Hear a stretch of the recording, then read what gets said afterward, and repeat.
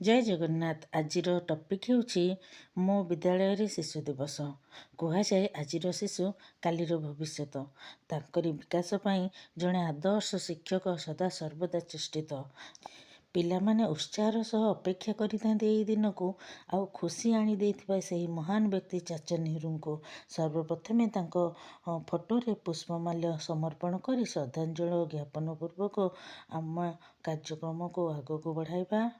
ପିଲାମାନଙ୍କର ଖୁସି ତଥା ସମୃଦ୍ଧି ନିମନ୍ତେ ଆମ ବିଦ୍ୟାଳୟରେ ଟିଚର୍ସମାନେ ବହୁ କାର୍ଯ୍ୟକ୍ରମ କରିଥିଲେ। ବିଭିନ୍ନ କଲଚରାଲ ପ୍ରୋଗ୍ରାମ କମ୍ପିଟିସନ୍ ଯଥା ଗୀତ, ନାଚ, ଅଭିନୟ, rangoli, quiz, allocation, good hand writing ଇତ୍ୟାଦି। ଆଉ ସବୁଠାରୁ ବେଷ୍ଟ ପାର୍ଟ ଥିଲା ନର୍ସରୀ ଆଉ LKG ପିଲାମାନଙ୍କର ଫ୍ୟାନ୍ସି ଡ୍ରେସ୍। କିଏ ଡକ୍ଟର ତ ଆଉ କିଏ ଟିଚର ତ ଆଉ କିଏ ଗ୍ରାଣ୍ଡ ଫାଦର ଆଣ୍ଡ ବହୁତ ସାରା ଗୁଡ୍ ଇନଫର୍ମେସନ୍ ସହିତ କୁନି କୁନି ପିଲା ନିଜର ଟ୍ୟାଲେଣ୍ଟ ଦେଖି ପ୍ରାଇଜ୍ ପାଇଥିଲେ।